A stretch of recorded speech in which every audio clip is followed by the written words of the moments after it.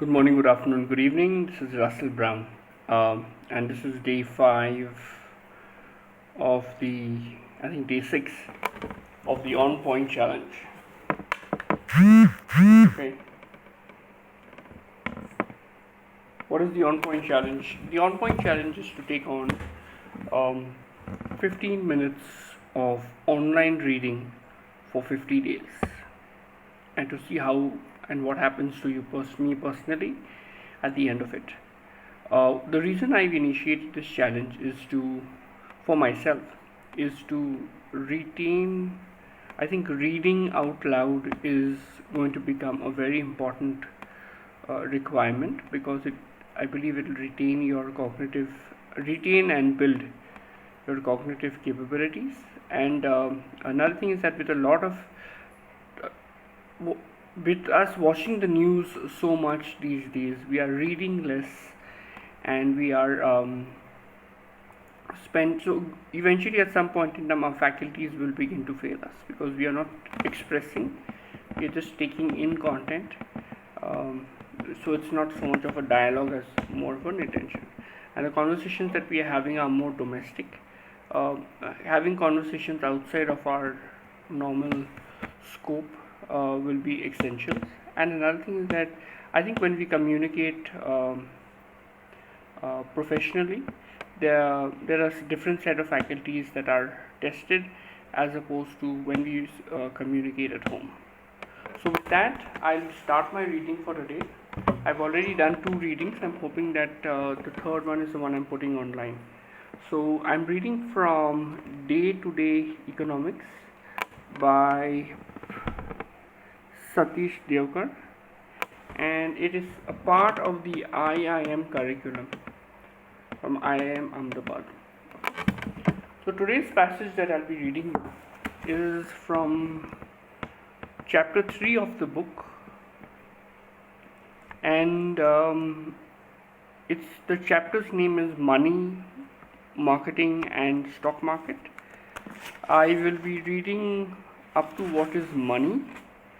To some extent, I will not go too much into depth. Remember, this is a reading challenge, so I'm just trying to keep that faculty strong and clear, so that when I speak online, it comes better. I need to improve that. I see that as I watch my own videos, especially in formal communication. So with that, I'm going to start. Money, banking and the stock market. There is a quote which says, "It is a wise man who lives with the money of the bank, with his money in the bank, and it is a fool who dies that way." This is an old French proverb. We are aware via periodic flashing news and discussions every February that the union budget is associated with finances of the central government and directly affects our economic lives. Besides this, there are 2 other financial institutions which are intricately linked to our financial lives: the banking system and the stock market. Banks are silent but salient partners in holding and channeling our private finances, but seem to make news only in rare occasions when the bank is liquidated or when it runs out of cash to honor withdrawal demands for and by its customers. Similarly, the stock market is an important partner in directing our finances to firms and is a frequent part of the news our specials.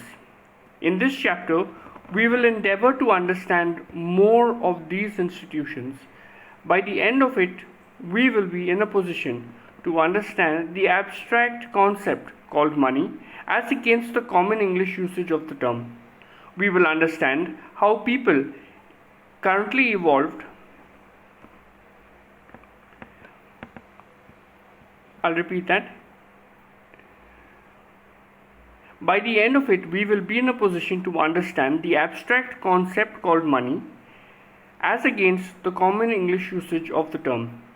We will understand how paper currency evolved, how banks create money in the economy, and how changes in share prices in the stock market reflect the changing perception of market regarding the profitability of firms. What is money? In common English parlance, the word money is the catch-all used to describe salary, profit, rent, interest earned, income, savings, and wealth. In economics, however, money is defined as in a very peculiar fashion. Salary, profit, rent, interest earned are all sources of income for individuals and firms. This income is measured per unit of time. For example, salary is earned per month and profit is reported over a given financial year. Even the GDP of a nation is expressed over a given period, say a year. On the other hand, wealth is a stock concept, which is the result of the accumulation of savings over time. Therefore, it is quoted at a given point in time and not for a given period of time. For example, when the media reports that Azim Premji is the richest man in India, what it really is meant is his savings accumulated over time were the highest at that particular point in time. Thus, the adjective richest refers to a stock concept. Finally, money as understood in economics or money supply is defined by the central bank is yet another concept. Understanding this concept is useful as it will help us shed light on the monetary policy of the central bank, which we will discuss in later chapters. Let us consider some examples to understand the concept. If a tourist were to ask, how far is the Gateway of India from the Mumbai airport? One might answer, about 16 kilometers or about an hour away. These answers are both right. They are expressed as a standard unit of measurement of distance called a kilometer and a standard unit of measurement of time called an hour. Similarly, when we talk about the union budget, expenditures, deficits, GDP, and taxes and taxes in the previous chapter, we expressed these magnitudes in terms of money, that is, the Indian rupees and the US dollars. Thus, money is a standard unit of measurement for economic magnitudes, just as a kilometer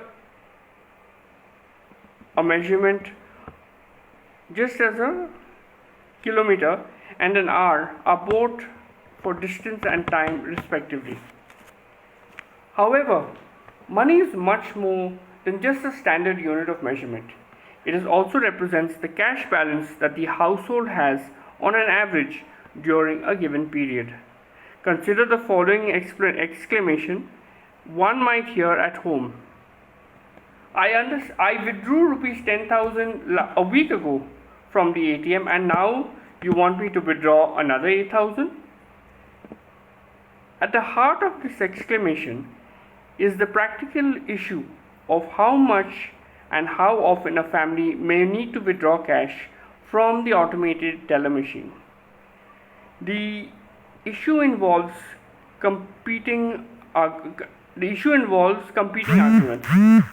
Family members may want to keep their hard-earned salary income at home.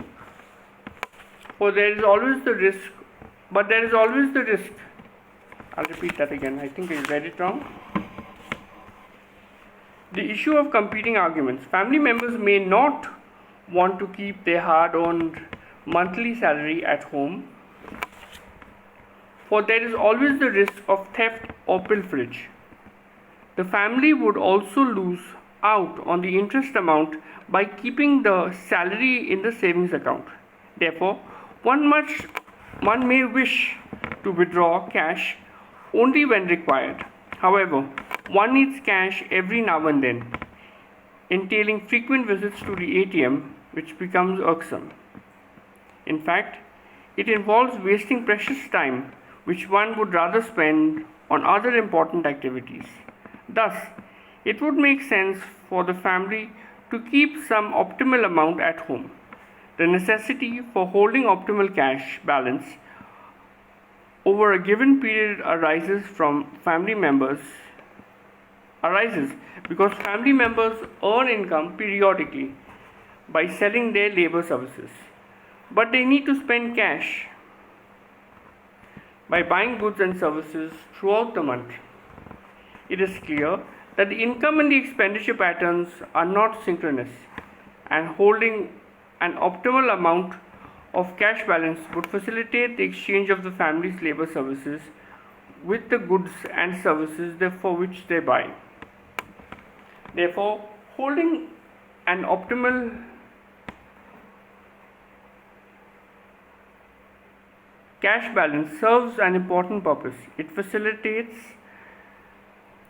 transactions. That is to say that the optimal cash balance functions as a medium of exchange.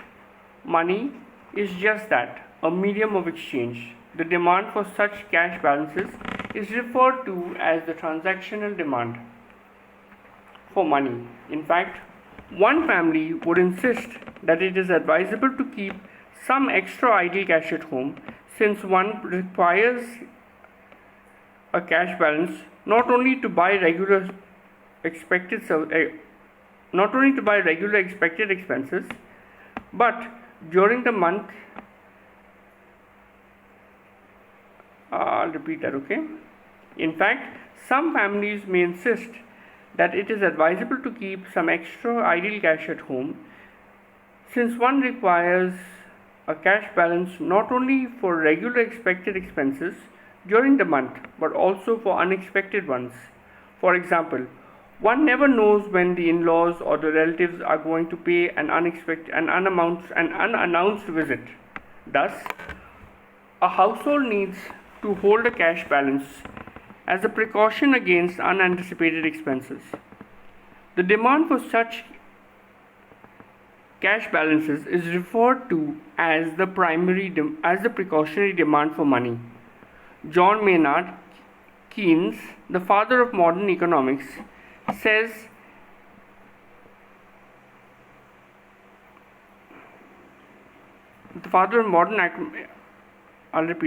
John Maynard Keynes, the father of modern macroeconomics, argued that there is yet another reason why households may like to keep cash in hand. Many people speculate in markets for shares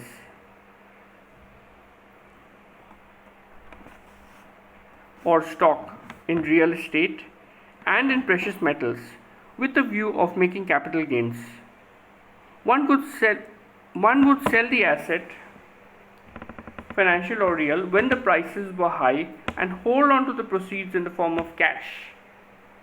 When prices go down again, one would again buy the asset, hoping to sell it again at a later time at a higher price. In the process, some cash balances are held for speculative purposes. The above discussion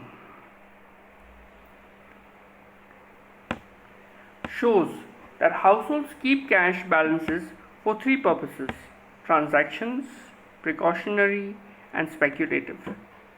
These cash balances facilitate the exchange of goods and services, including the buying and selling of financial or real assets. Milton Friedman, the recipient of the Nobel Memorial Prize of Economic Sciences, said the cash balances I'll repeat. Milton Friedman, the recipient of the Nobel Memorial Prize of Economic Sciences, called the cash balances as the temporary abode for purchasing power. Hence, apart from being the unit of measurement, money is also a medium of exchange and a temporary store of value or purchasing power. Therefore, the cash balance that a household maintains is money. Moreover, one can also make payments for buying goods and services by writing checks. These checks are issued against the value of checkable deposits one holds with the bank. Therefore, the value for demand deposits or checkable deposits against which one can write checks is also called money. The world over, the currency with the public, that is the cash balances in hand, and the demand deposits with the banks are considered money, with one variation. The central banks, with some variation, the central banks of all countries accept the definition of money as the narrow definition of money denoted in MI1. With that, I will end today's reading. I thank you for joining me, and I apologize for the breaks and the flow. I'm still trying to work on getting this really smooth, much better than it is right now, and I'm hoping that by the end of the challenge, which is on day 50, I am better than what I was when I started it. And thank you once again for joining me, and this was the On Point challenge. Thank you for reading along with me and listening, and I look forward to meeting you in the next video. Have a nice day.